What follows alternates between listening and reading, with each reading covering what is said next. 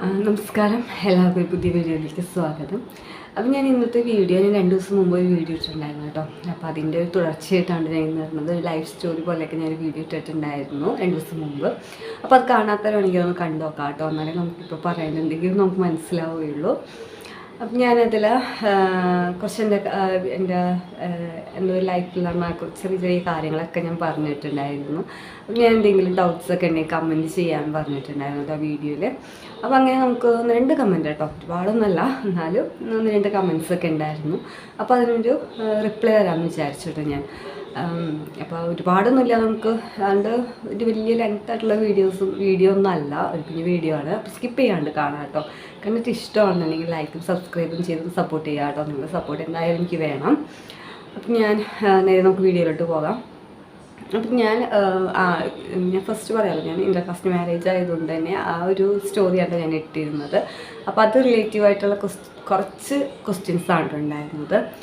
അപ്പം ഞാൻ അതിനുള്ള ഒരു റിപ്ലൈ ആണ് ഞാനിപ്പോൾ ഈ വീഡിയോയിലൂടെ പറയുന്നത്. അപ്പം ഞാൻ ഫസ്റ്റ് തന്നെ ഞാൻ പറയാമല്ലോ, എനിക്ക് എല്ലാ മതങ്ങളോടും ഒരേപോലെ എന്താ പറയുക, ബഹുമാനം അതേപോലെ സ്നേഹം എല്ലാം എനിക്കുണ്ട് കേട്ടോ. അത് ചെറുപ്പം തൊട്ടേ ഉണ്ട്. അങ്ങനെയാണ് നമ്മൾ പഠിച്ചിട്ട് വന്നിട്ടുള്ളത്. അപ്പോൾ അതുകൊണ്ട് തന്നെ അതേപോലെ തന്നെയാണ് എല്ലാവരും ഒരേപോലെയാണ് ഞാൻ കണ്ടിട്ടുള്ളത്.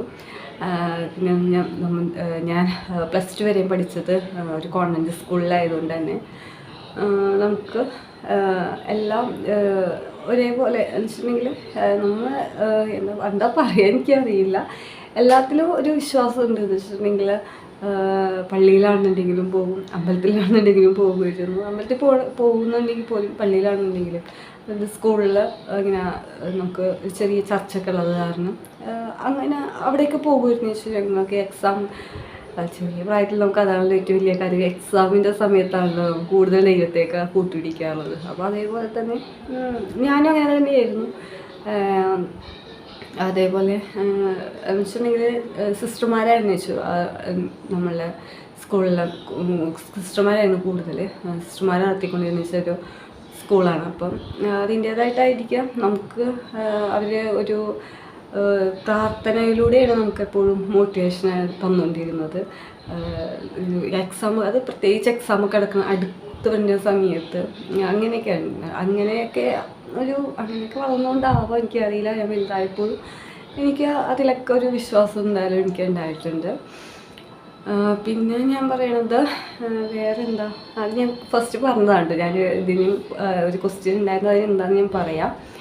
അപ്പം ഞാനത് ഇപ്പോഴാണെന്നുണ്ടെങ്കിലും എനിക്ക് ഇപ്പോൾ എവിടെയെങ്കിലും നമുക്ക് യാത്ര ചെയ്യണമെങ്കിൽ പോലും ഒരു പള്ളി കണ്ടാലും ഒരു അമ്പലം കണ്ടാലും മനസ്സിൽ നമുക്കെപ്പോഴും ഒരു എന്താ പറയുക, നമുക്കൊരു ചിന്ത എന്ന് വെച്ചിട്ടുണ്ടെങ്കിൽ എന്താ പറയാൻ എനിക്കറിയില്ല. എപ്പോഴും നമുക്ക് പ്രാർത്ഥിക്കും എന്ന് വെച്ചിട്ടുണ്ടെങ്കിൽ മറ്റേത് സ്കൂളിൽ പോകുമ്പോഴൊക്കെ കോളേജിൽ പോകുന്ന സമയത്ത് നമുക്ക് എക്സാമൊക്കെ ആകുമ്പോഴേക്കും പള്ളികളിലായാലും അമ്പലങ്ങൾ കണ്ടാലും എപ്പോഴും പ്രാർത്ഥിക്കുമായിരിക്കും, പരീക്ഷ എളുപ്പമായിരിക്കണേ എന്ന് പറഞ്ഞ് പ്രാർത്ഥിക്കുമല്ലോ. അതേപോലെ തന്നെ അത് ഇപ്പോഴും എനിക്ക് അങ്ങനെ ഉണ്ട് കേട്ടോ. എനിക്കിനി അത് മാറുമെന്ന് എനിക്കറിയില്ല. അത് ഞാൻ പറഞ്ഞത്. നമുക്ക് ക്വസ്റ്റ്യനിലോട്ട് ഇറക്കാം. ക്വസ്റ്റ്യൻ ഉണ്ടായിരുന്നത് ഞാനിപ്പോൾ അമ്പലത്തിലൊക്കെ പോകാറുണ്ടോ, അങ്ങനെയാണ് അതായിരുന്നു ഒരു ക്വസ്റ്റ്യൻ ഉണ്ടായിരുന്നത് കേട്ടോ. അപ്പം ഞാനിപ്പോൾ എൻ്റെ കല്യാണം കഴിഞ്ഞിട്ടിപ്പോൾ 13 വർഷം ആയി, 1 വർഷം കഴിഞ്ഞു. ഞാൻ ഇപ്പം അമ്പലത്തിലൊന്നും അങ്ങനെ ഞാൻ പോയിട്ടൊന്നുമില്ല.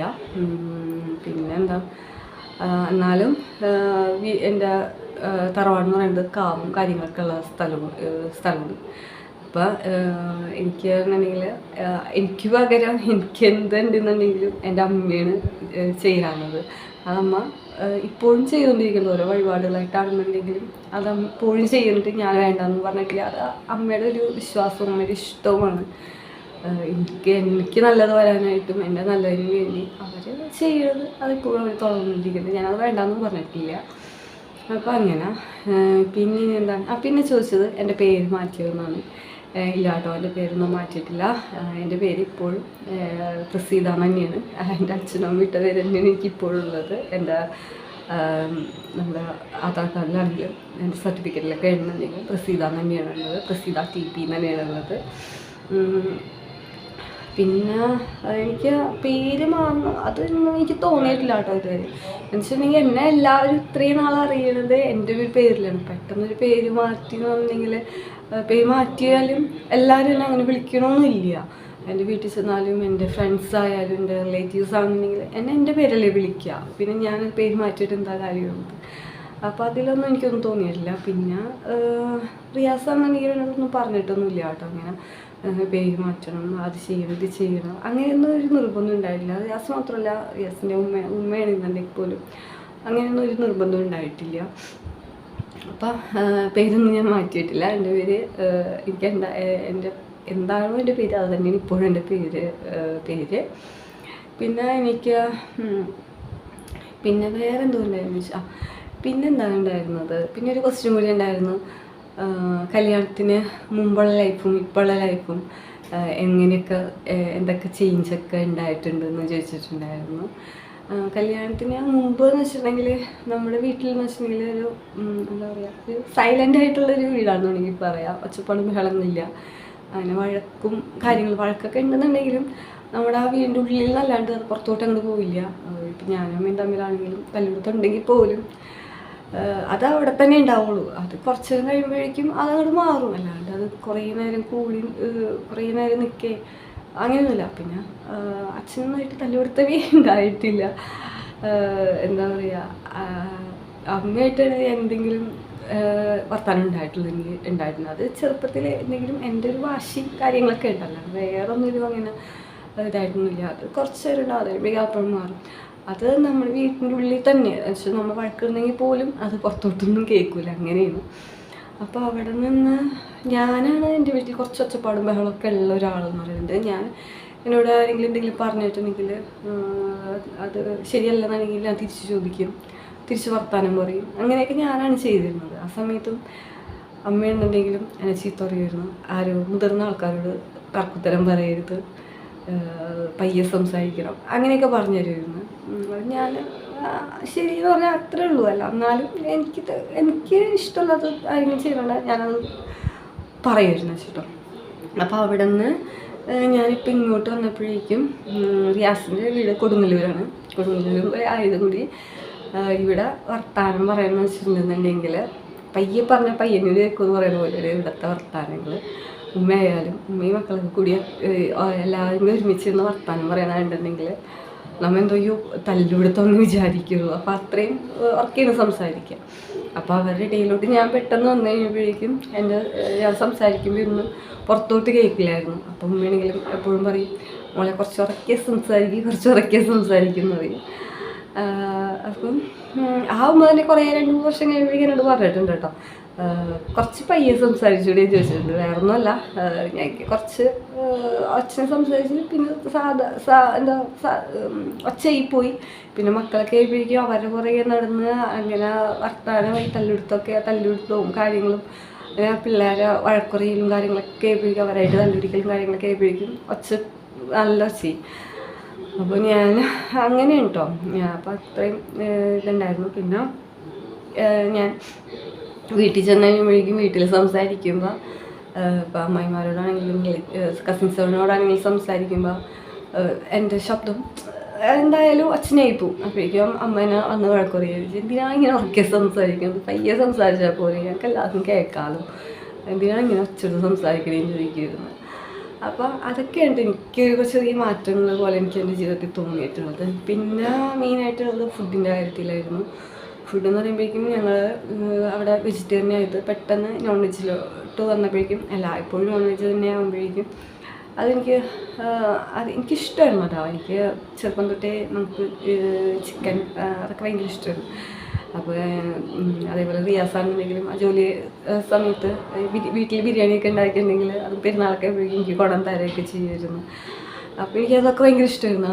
എല്ലാ ദിവസവും ബിരിയാണിയൊക്കെ ഉണ്ടാകും, എല്ലാ ദിവസവും നോൺ വെജ് ചിക്കനൊക്കെ ഉണ്ടാക്കുമല്ലോ എന്നൊക്കെ ചോദിക്കുമായിരുന്നു. അപ്പോൾ അങ്ങനെയൊക്കെ ഭയങ്കര ഇഷ്ടമായിരുന്നു വെച്ച്. അപ്പം ഇവിടെ വന്നപ്പോഴേക്കും വലിയ പ്രശ്നങ്ങളൊന്നും എനിക്കുണ്ടായില്ല. പിന്നെ ഞാൻ മീനൊന്നും അങ്ങനെ കഴിക്കില്ലായിരുന്നു. ചിക്കനായിരുന്നു കേട്ടോ മീൻ, ചിക്കൻ മാത്രം കഴിക്കില്ലായിരുന്നു, മീനൊന്നും അങ്ങനെ കൂട്ടില്ലായിരുന്നു വെച്ചിട്ട്. പിന്നെ ഇവിടെ വന്നപ്പോഴേക്കും പിന്നെ കുറേ നാൾ കഴിഞ്ഞപ്പോഴേക്കും അത് നമ്മളും കഴിച്ചൊക്കെ തുടങ്ങി. ഞാൻ മീൻകറിയൊന്നും എനിക്ക് ഉണ്ടാക്കാൻ അറിയില്ലായിരുന്നു കേട്ടോ. മീൻ നന്നാക്കാനും ഒന്നും എനിക്കറിയില്ലായിരുന്നു. അപ്പോൾ അതൊക്കെ ഇത്തനായി ഇവിടെ ഞാൻ വന്ന സമയത്ത് ഒരു ഇത്ത ഉണ്ടായിരുന്നു, ഇക്ക ഉണ്ടായിരുന്നു, പിന്നെ റിയാസിൻ്റെ അനിയനുണ്ടായിരുന്നു, വാപ്പ ഉമ്മ എല്ലാവരും ഉണ്ടായിരുന്നു. അപ്പോൾ ഒരുമിച്ചായിരുന്നു എല്ലാവരും. അപ്പോൾ ഇത്തയുടെ കുക്കിങ്ങൊക്കെ തടയുന്നുണ്ടോ ഞാൻ പഠിച്ചത്. അപ്പോൾ ആളുടെ ഞാൻ കുക്കിങ്ങൊക്കെ പഠിച്ചത് നോൺ വെജ് ഉണ്ടാക്കണമെങ്കിൽ. ഇപ്പോഴാണ് ഞാൻ കുറച്ച് വർഷം മുമ്പ് വരെ ഞാൻ അങ്ങനെ നോൺ വെജ് ഉണ്ടാക്കി അത്ര ടേസ്റ്റ് ആവാറില്ല. ടേസ്റ്റ് എന്ന് വെച്ചിട്ടുണ്ടെങ്കിൽ അങ്ങനെ വലിയ രസമൊന്നും ഉണ്ടാവാറില്ലായിരുന്നു. പക്ഷേ ഇപ്പോൾ കുഴപ്പമില്ല കേട്ടോ. ഇപ്പോൾ ഞാൻ യൂട്യൂബൊക്കെ നോക്കി ഒരു ചിക്കൻ കറിയൊക്കെ ഉണ്ട് ഞാൻ ഉണ്ടാക്കാറുള്ളത്, നല്ലോണം ഉണ്ടാക്കാറുള്ളത്. എനിക്ക് ബീഫ് അത്ര പറ്റില്ല. ബീഫ് പറ്റാത്ത പറഞ്ഞാൽ എനിക്ക് അതിൻ്റെ സ്മെല്ല് പറ്റില്ല. ഞാനിവിടെ കല്യാണം കഴിഞ്ഞ് വന്ന സമയത്ത് തന്നെ ബീഫൊക്കെ ആയിരുന്നു വെച്ചിട്ടാ തലേ ദിവസം രാത്രി. അപ്പം അതിൻ്റെ സ്മെല്ലൊക്കെ കേട്ടിട്ട് എനിക്ക് ഛർദ്ദിക്കാനൊക്കെ വന്നിട്ടുള്ളതുണ്ട്. അപ്പം പിന്നെ കുറേ അങ്ങനെ കഴിക്കില്ലായിരുന്നു ഞാൻ. പിന്നെ റിയാസ് ഇങ്ങനെ കുറേശ്ശെയൊക്കെ ആയിട്ട് കഴിച്ചു നോക്കാനൊക്കെ പറയുമായിരുന്നു. അപ്പം അങ്ങനെ കുറേശ്ശെയൊക്കെ കഴിക്കുമായിരുന്നു. എന്നാലും ഇപ്പോൾ എനിക്ക് പിന്നെ എന്തോ ഒരു ഇഷ്ടക്കുറവാണ് കഴിക്കാനായിട്ട്. അത് വലിയ അങ്ങനത്തെ ഇഷ്ടമല്ല. അപ്പോൾ അതിപ്പോൾ പക്ഷേ റിയാസിന് ഭയങ്കര ഇഷ്ടമാണ് കേട്ടോ. അപ്പോൾ ആൾ കുറച്ച് മേടിക്കും, തന്നെ കഴുകി തന്നെ നന്നാക്കി ഉണ്ടാക്കും, തന്നെ കുക്ക് ചെയ്യുകയൊക്കെ ചെയ്യും. ഞാൻ സവാള ഇഞ്ചി വെളുത്തുള്ളിയൊക്കെ നന്നാക്കി കൊടുത്താൽ മാത്രം മതി. അപ്പോൾ ആൾ തന്നെ ഉണ്ടാക്കും കേട്ടോ. പിന്നെ മക്കൾക്കാണെന്നുണ്ടെങ്കിലും കൂടുതലിഷ്ടം ചിക്കനൊക്കെ ആയതുകൊണ്ട് അങ്ങനെയാണ്. അപ്പോൾ വലിയ കുഴപ്പമൊന്നുമില്ല, ഫുഡിൻ്റെ കാര്യത്തിൽ വലിയ കുഴപ്പമൊന്നുമില്ല. ആദ്യമൊക്കെ നല്ല ബുദ്ധിമുട്ടൊന്നും എനിക്ക് തോന്നിയിട്ടില്ല കേട്ടോ. ബുദ്ധിമുട്ടൊന്നും ആയിട്ട് തോന്നിയിട്ടില്ല.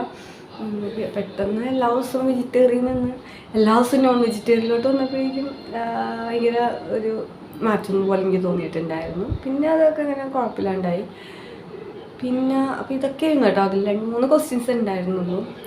ഞാൻ വല്ല ബാഡ് കമൻറ്റ്സ് എന്തെങ്കിലും വന്നാൽ ഞാൻ ആ വീഡിയോ തന്നെ ഡിലീറ്റ് ചെയ്ത് കളയണമെന്നൊക്കെ വിചാരിച്ചതാണ് കേട്ടോ. ഞാനങ്ങനെ ഞാനിപ്പോൾ ഈ ഒരു എൻ്റെ ഒരു സ്റ്റോറി ഇപ്പോൾ ഇത്രയും വർഷം കഴിഞ്ഞ് ഞാനിപ്പോൾ ഇങ്ങനെ പറയാൻ കാരണം തന്നെ ഞാൻ എൻ്റെ ഇഷ്ടത്തിന് ആണ് ഞാനിപ്പോൾ റിയാസിനൊപ്പം വന്നതെങ്കിൽ പോലും എനിക്ക് എൻ്റെ വീട്ടിൽ സപ്പോർട്ട് ഉണ്ടായിരുന്നു. അച്ഛനും അമ്മയും ഒക്കെ എനിക്ക് സപ്പോർട്ടായിരുന്നു. ആ ഒരു സപ്പോർട്ടിലാണ് ഞാൻ വന്നത്. അത് സപ്പോർട്ടിലാണെന്നുണ്ടെങ്കിൽ ചിലപ്പോൾ ഞാൻ വരെയുമില്ലായിരുന്നു കേട്ടോ. പിന്നെ ആദ്യമൊക്കെ നല്ല പ്രശ്നങ്ങളും കാര്യങ്ങളൊക്കെ വീട്ടിലുണ്ടായിട്ടുണ്ടെങ്കിൽ പോലും ഇപ്പോൾ എല്ലാവരും ഹാപ്പിയാണ്, കുഴപ്പമൊന്നുമില്ല.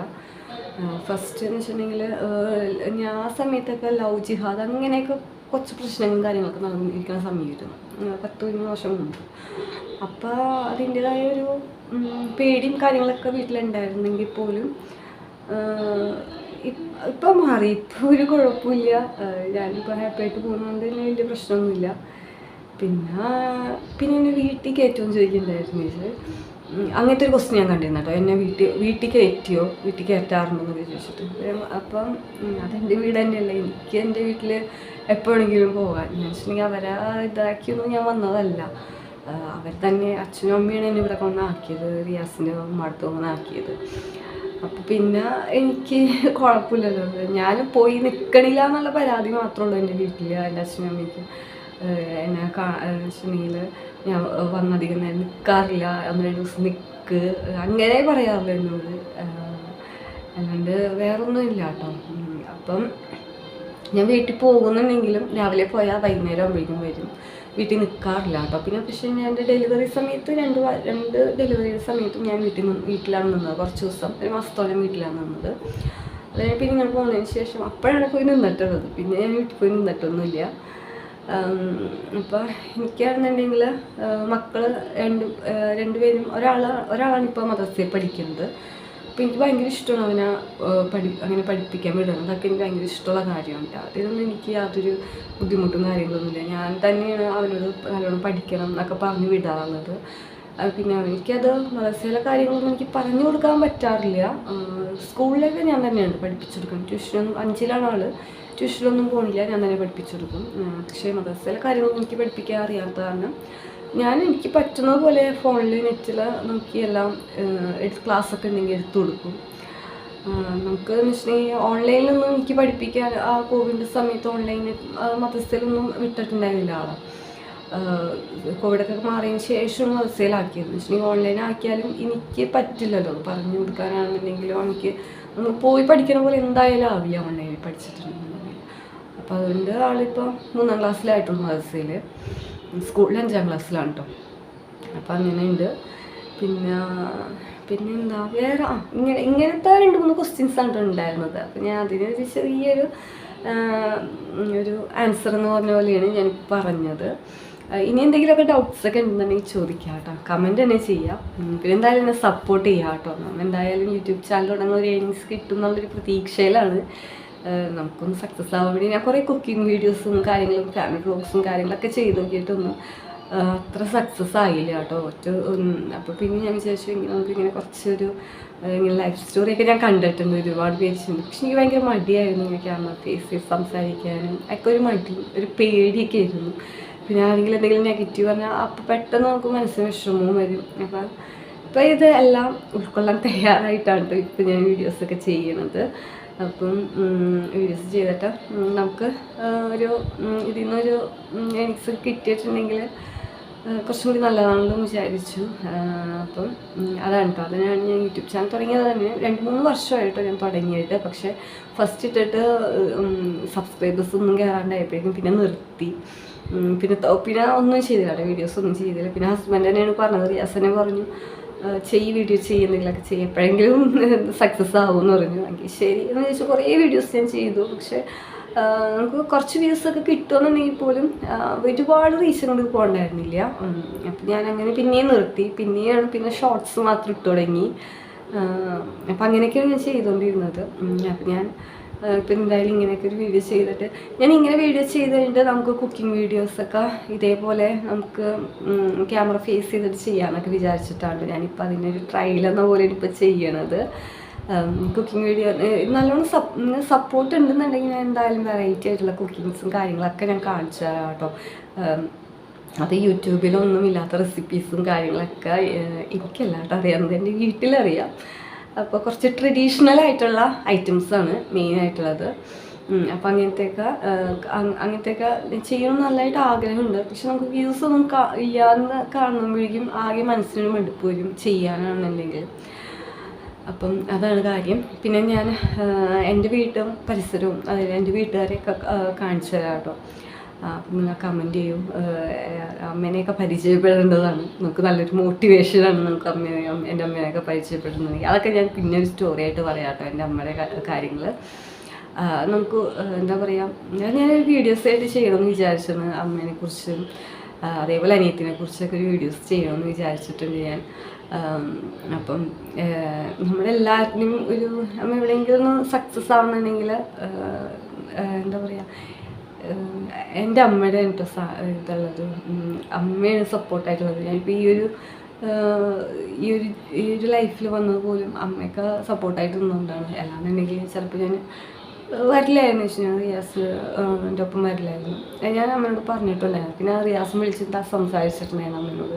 അമ്മ ഫസ്റ്റ് പറ്റില്ല എന്നൊക്കെ പറഞ്ഞിട്ടുണ്ടെങ്കിലും പിന്നെ പറഞ്ഞ് അമ്മ മനസ്സിലാക്കി. അങ്ങനെയാണ് കാര്യങ്ങളൊക്കെ നടന്നത്. അപ്പോൾ ഇത്രയേ ഉള്ളൂ വീഡിയോ. കുറച്ച് ലെങ്തായി തോന്നണം കേട്ടോ.